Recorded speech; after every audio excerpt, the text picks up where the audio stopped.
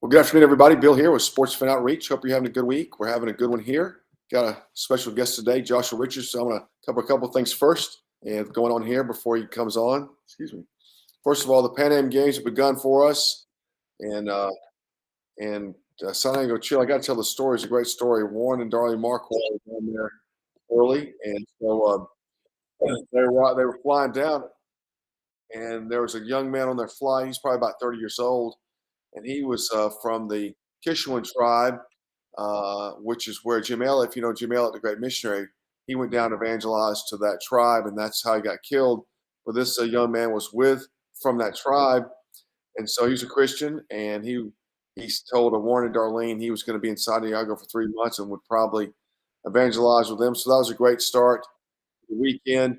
And Stephen and Mary Kendall are down there already, and Diego Sandoval from Phoenix, and Charlie Lesko from Mexico going down, I think, this weekend, and John Clement will be down there next week as well. So good groups down there.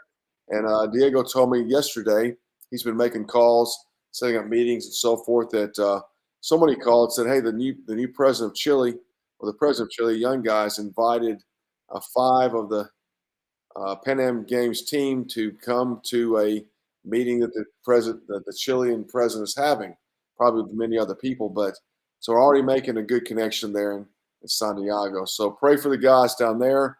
The games go from the 20th through the November the 4th, which is Saturday, and they're down there preaching, teaching in Spanish in that big city. The next thing is the Grey Cup. Working on that. I'm excited about that. So I think about 7 or 8 guys are coming so far. In Hamilton, I'm in Toronto. We've changed where we're staying to get a little bit closer in to kind of cut down on the drive time. And so it should be a little more convenient. But nevertheless, it looks like that in Hamilton, the people who run the Grey Cup have planned on a street party in James Street in Hamilton. If you look on the map, when the lake is, I think it's Lake Erie, but on the west corner of the map, you have Toronto on the top, Buffalo down below, Hamilton's on the west end of that lake. That's where it's going to be. And the people who run the city, which is where the Hamilton Tiger Cats play, so there's a CFL team in that city, planning a street party on James Street, other things in the city. So it should be a lively environment. Hey, Heath, how you doing? Brandon, how you doing? And so should be a good time there. Plus, Toronto is always a busy place, and we're going to check out on Tuesday. Scott Smith and I are arriving on Monday. We're going to check out on Tuesday to see if Niagara Falls is busy as well. So it should be a potential there of a lot of good people, a lot of good opportunities to reach people there in that Hamilton, Toronto, Buffalo area over that 4-day period. And lastly, the Super Bowl outreach. Talk about that for a second. We're just about to get the accommodation set up over all these years, and Joshua knows this. These kind of things kind of run a little bit later than we want. One reason is we just trying to find a good spot, just trying to be patient, and sort of the Lord showing us a place that works for us. So many times I've got a human wisdom about it, but then there's a place that really is best suited for what we're going to do. So we're going to should get that worked out this afternoon and have the camp established and a firm place to stay. Already getting a good response. If we do that, there's going to be a limit of about 85 of us that can be at the Super Bowl. So what that means is sign up early, and come and join the team. Should be a lot of fun. Vegas. These cities, when they have something new like Hamilton or the Grey Cup or Las Vegas for the Super Bowl, if they're new doing it or they've got a renewed interest in doing it, like Hamilton, they talk like, hey, it's going to be better than ever before. And that's what you hear about Las Vegas. Hey, this is going to be the best and brightest Super Bowl ever held, being in Las Vegas for the first time. And it looks like, the powers that be want Las Vegas to certainly be a sports destination. They've not only got an NHL team, but also what they're doing with all the casinos and the gambling and so forth. They want this to be seemingly like a sports hub out on the West Coast. It's only a 4-hour drive from Los Angeles, and so while Vegas, the state, or Nevada, the state, is a large place and to the right of California, Las Vegas is relatively close. There, it's only 6 hours to Phoenix. And so it should be a really good event with a lot of people in a city that has a lot of people already. So I want to encourage you to check out the Super Bowl outreach. Let's see if we can get Josh to come on. Hang on one second. Josh, how you doing? Hey, good, Bill. How are you? Good, good. Well, I hear great things about the Circleville Pumpkin Festival. Catch us up. Sort of give us a summary, and then we'll talk as much details as possible. So give us a summary view. Sure. And thanks for asking. Appreciate you having me on here. Yeah, it was a blessing. This was the second time that I partnered with SFOI to host a group of evangelists in at the Pumpkin Show.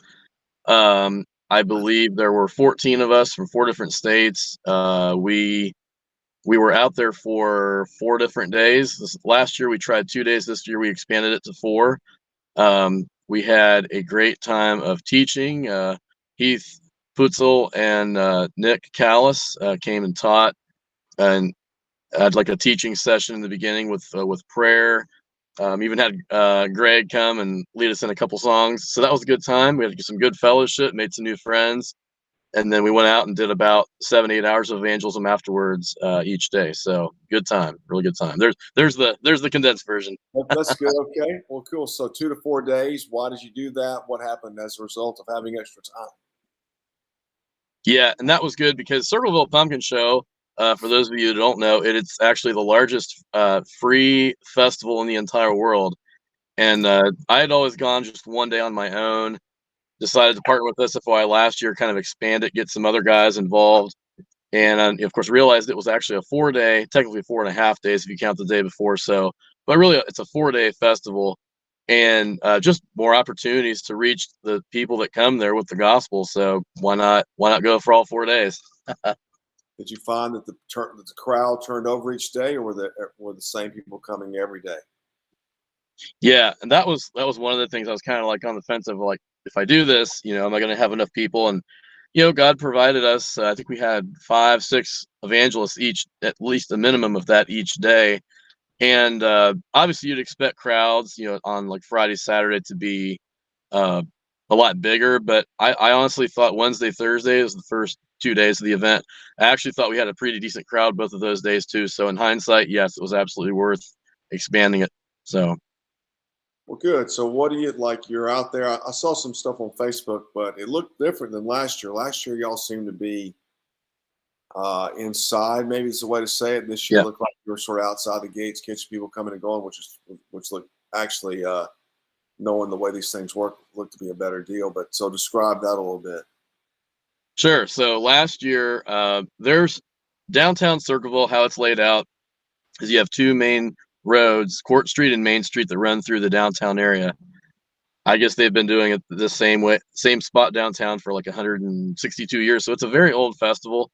And what I'd tried in years past, I've tried going inside, outside. Last year, we had 2 different teams at the 2 of the main entrances. This year, I kind of made it a goal because I'm so OCD. You know how I am, right? I was like, okay, I'm going to try to get a team at each of the main entrances. So there'd be a total of 4 teams. And for at least a few minutes, I was able to pull that off. We had a team at each main entrance to the event. And it was really good because it doesn't matter which side you came in, you're going to get the gospel in some manner, shape, or form. So God worked that out. What do you mean, just for a few minutes? Well, so the last day we had, it was, I think 3. Let's see, all 4 days we had at least 2 teams. The last day I had 3 teams. I thought, man, I got to get at least one more team out there. So I pulled a Bill Adams. I'm like, I'm just going to go off to myself and preach the second year, right? So I was checking on all the teams and everything. I thought I was going to hear and preach a little bit. So there, I just like check that box off, pulled it off, and now I know in the future, if God raises up other evangelists, it'll work out. Can have 4 teams there. So That worked pretty good, huh? yeah, worked out really well. Yep. Yeah. So what is the attendance? Is it like 400,000, something like that? Yeah, I think they've said the numbers, and even post COVID and everything, I think the numbers are about 100,000 each day, so that comes out to around 400,000. Honestly, there could have even been more than that this year. So it's a good sized crowd. Did you get the feeling there was a lot of people coming and going, or like? Oh yeah, and you primarily have people that are walking. You do get some good opportunities for captive audiences. They have 2 parades every day, one at 3:30, one at 8, and then on Saturday they have a larger parade at 8. So you have opportunities for foot traffic that's moving, and then you have opportunities for traffic that's kind of stationary. So good opportunities. And of course, like the question is, how was the reception? Yeah, and all this times I've been down there, it's about the same. Circleville, just geographically, being a half hour south of Columbus, so you get some city crowd, but mostly you're talking Trump supporting, gun toting, Bible thumping, that kind of crowd. A lot of families, lots of kids. Very good reception. You're going to get the occasional heckler, of course, but yeah, pretty good crowd. And someone told me this is probably a really, really good event if you're brand new to evangelism and you want to just get your feet wet and try handing out tracts. First time, it's very encouraging for you because of the way the people are so receptive there. That's cool. So did you recognize anybody? Anybody recognize you? So I don't have enough time probably on this call to tell you all the details on that, but to give you a summary, on Saturday, it was pretty neat. I was actually walking. I was checking on one of the teams and walking to check on the second one. On my way there, I bumped into a coworker. He had seen me at the last Circleville Pumpkin Show outreach. Really? We talked and everything. He was telling me, just his whole spiritual condition, all that. Really good to hear from them. I kept walking another 20 minutes or so. I bumped into another guy that Heath and I had seen the previous pumpkin show. We talked, we reconnected and everything. Walk across the street, saw some people from an old church I used to attend, and it was so funny. I was in the middle of talking to them, and I was like, "Hey, let's get a picture, just so we can remember this moment." I turn around, I kid you not, Bill, like literally as those words came out of my mouth, I turn around and there's another group, and they were from the current church that I attend. And you kind of get the idea, right? Like just as we were there, it's just like more and more people I recognized. And we're talking about, I'd say at least 10 different people in the span of a half an hour from all different parts of my past and everything. God just bringing them. And it was just a very encouraging time. That's so cool. Well, good. So tell us about it looked like you're all on corners. People, were you stationed at intersections? Is that where the gates were, intersections, and people went through the gate in the festival? Yeah, they had everything sectioned off, with like cones and things like that. So it was really good. We a couple times we did actually go inside and preach on the inside of it. We tried to, for the most part, do so when we knew we were going to be leaving anyway. So if they kick us out, okay, whatever. And we were able to reach more people that way for the short amount of time we were there. But yeah, we were primarily stationed just outside of the event, all the teams, and thought it worked out really well. Any other evangelists besides y'all there? Oh, wow. Well, this is the first year I didn't see any Mormons. They may have been there, but we didn't, at least not that I'm aware of, bump into any. But there's always a large presence of Jehovah's Witnesses, and especially, I don't know if Brian Conwell's on this call or not. He'll get a kick out of this one, but there's Seventh-day Adventists, and in particular, there's this one Seventh-day Adventist guy named Mike, and he literally follows, I don't know if he just has an SFOI account or something, but these guys follow us everywhere, and Really? guys can tell you stories about it, but pretty large presence of SDA guys there. And well, I'll tell you one other real story real quick. It was kind of funny. There was I saw two female open air preachers by this courthouse. One of them had a sign, the other one was preaching. I thought, okay, this is interesting. So I walk up to him, long story short, and I was like, hey, I like you. The fact you guys are here and everything. It's good you're doing evangelism. I said, but doesn't it say somewhere in like First Timothy or something that you're supposed to usurp authority over man? I was just curious to see, how they respond. And you can see the lady, I mean, she just got like real defensive and like you could tell she was under conviction there and everything. And I thought I wasn't there to argue with her and everything, but I was like, hey, you're gonna have to stand before God, give an account for that, Yeah, you weren't there to argue. That's pretty funny. I was not there to argue, but just there to disrupt your day. That's good. That's love. I love it. Yeah. Where are they from? Did you talk to them about where they were from and what church and so forth? I tried to get more detail, but basically all they told me was like some New Testament house church type of thing. So it sounded like they were kind of some nomadic group. I'm thinking, man, it must be an all women church because where's the men at? That's pretty funny. That's funny. Yeah. Well, cool.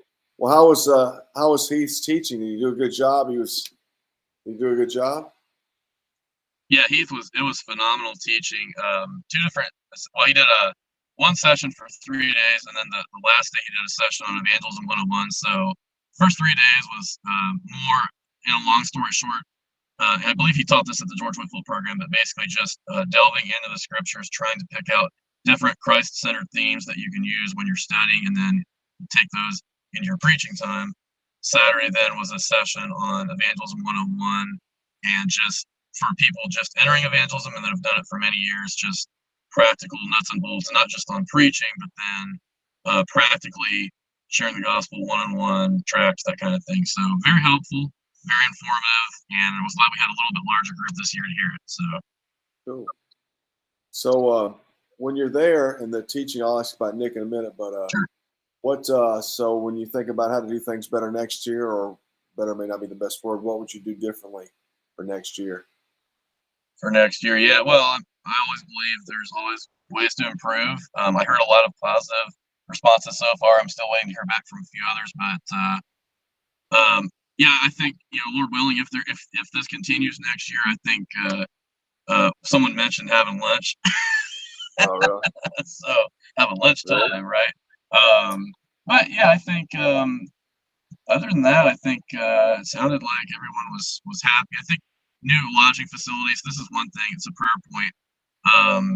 I was able to meet a deacon of a local church in that area that was handing out tracts with the Baptist church. It was actually a church that allowed us to stamp their material on our gospel tracts we were handing out. So I got to meet him, make that connection, and some others that were with this church over the course of those days. And so there would be a prayer point as this local church that's in the area. If we could get this facility next year, it would be great because everything would be closer. Kind of like the Kentucky Derby, same thing there. You get a local church, you partner with them, they're closer.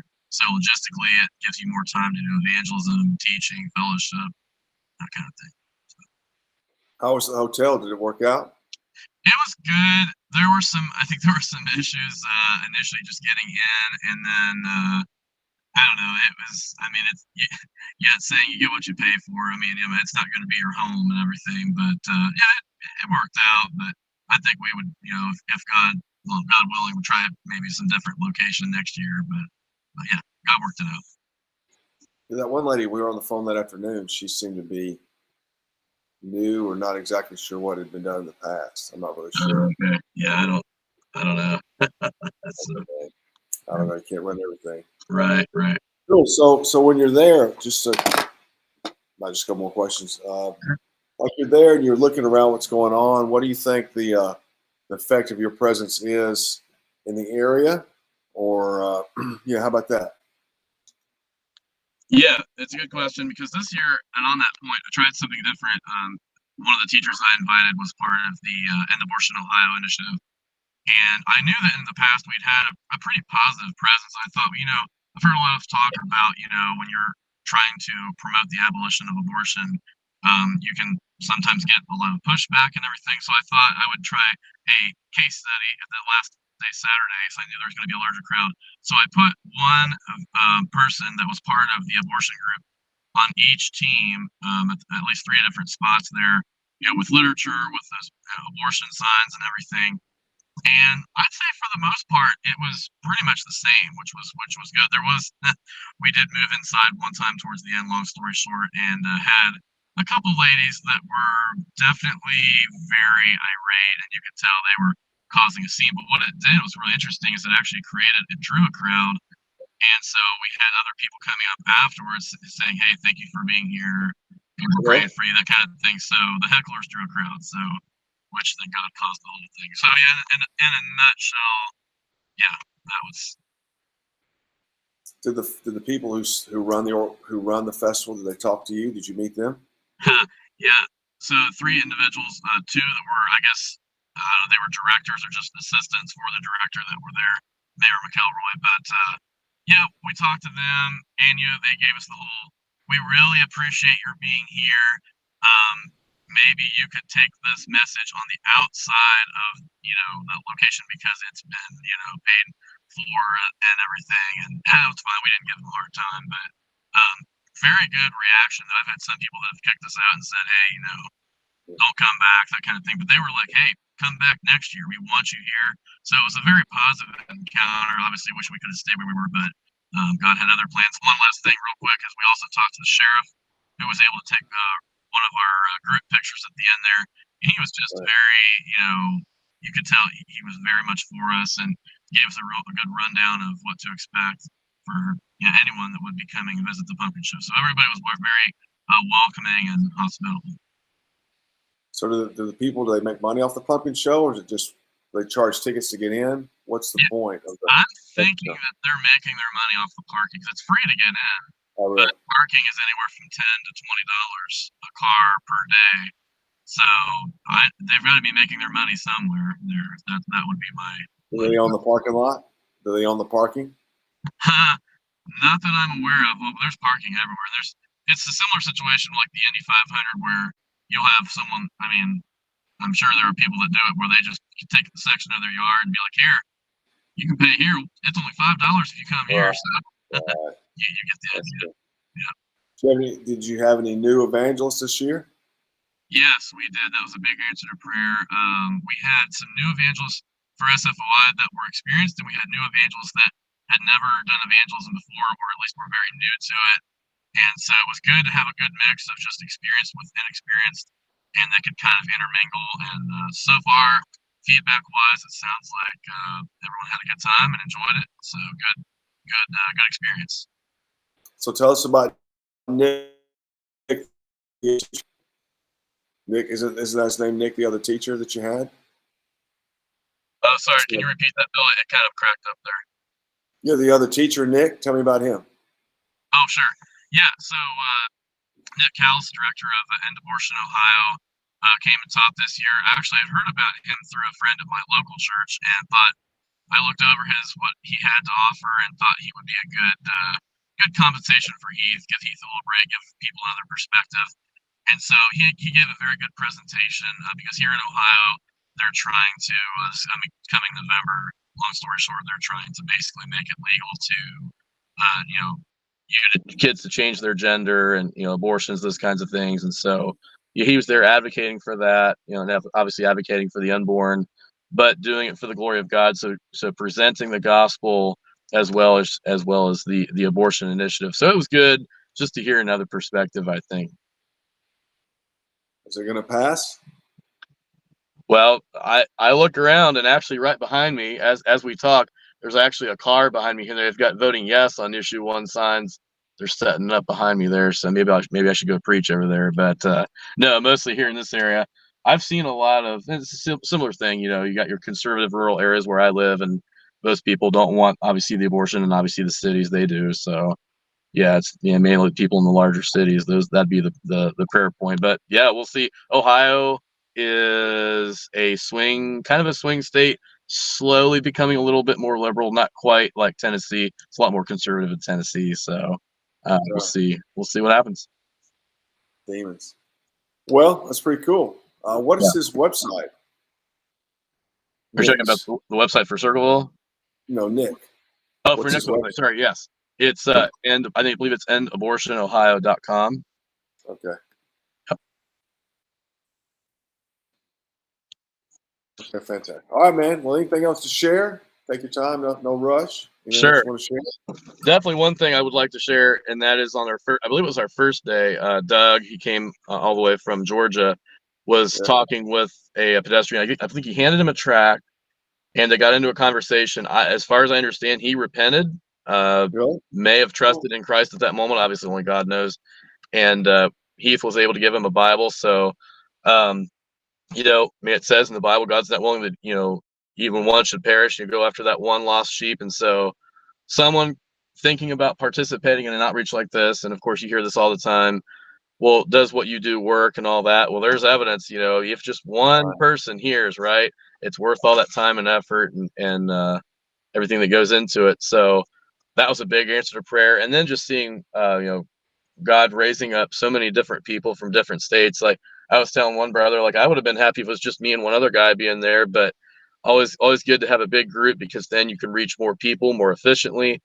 And we didn't make my goal of 20, but we got about 14. So it was That's worth it. good. We had a good time, good fellowship, good teaching, good prayer times. Yeah, it's kind of like the Super Bowl. This kind of events, you hate when it's over. So Any repeats from last year? Guys coming back a second time? Anybody that came last year for the first time came back this year? Oh, I see what you evangelist. Well, obviously, yeah, Heath and Greg were. It was good to have them again from representing Wisconsin. So it was good to have them Yeah. again. I'm trying to think right off the top of my head. There were a few that were going to come, and they last minute something came up. But I think obviously me and my wife. Trying to think who else. I'm sure there's somebody else that's not coming to mind right this second. But there was definitely the interest, though. Definitely people that would have gone last year. I think would have come, circumstances permitting. So, yeah, good to see people that like coming back. So, All right, cool. Anything else you want to share? um, if you like pumpkins, lots of good pumpkin type of food.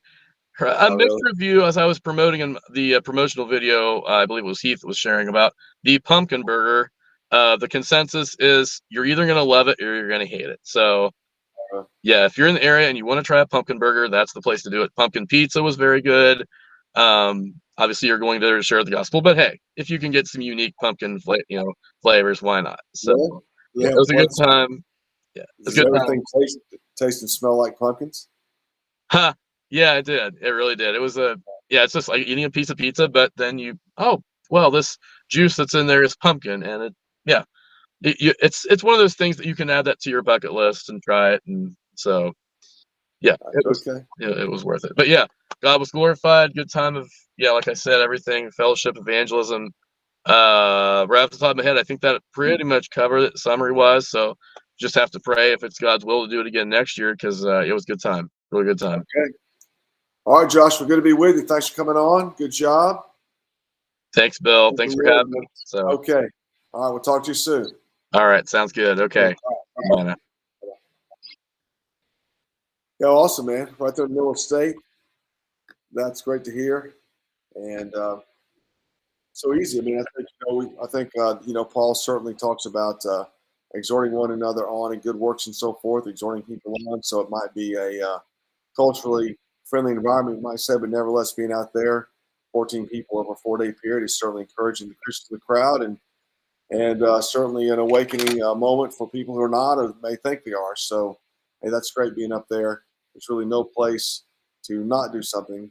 And so, good job, Josh, for getting everybody up there. Thanks, Heath, coming down and teaching, and you and Greg coming down, and Nick as well. I've never met Nick. I saw him on the video. But so, listeners, if you're watching, do you have any events in your area that you'd like to organize and promote? We'd love to work with you on that deal. That's one thing we're trying to do here. We call them Gospel Invasions, which is really an event led by someone yourself like Joshua. That's a non-sporting event. Is basically what that is. Trying to reach these large festivals that go on across the country. Some festivals are like Pumpkin Festival. Some are concerts like Bonnaroo or something of that nature. Music festival, 3-day festival. Either way, while some might look more darker than others, and nevertheless, there's sinners everywhere in a sense, and that's our mission to really go out in the highways and hedges and call the sinners to repent and believe. And so, if you have an event in your area you want to organize, and we'd love to help you do that and get the word out for you, and just get 10 or 15 guys out to an event over a 3-day period. I mean, that's a huge effort to reach unbelievers, to encourage the saints, to pray about these events and preach the events, and really, in a sense, take on the spiritual powers and principalities that oppose us and these forces that seem to work overtime in the nation, trying to uh, propagate their wickedness, which is certainly out there. That is for sure. So if you have an event in your area, give me a ring, 423-724-7500. Let's talk about putting on an event together. All right, you guys, thanks for tuning in today. Joshua, thanks again. We will talk to you next week, Lord willing. Have a good week. Bye-bye.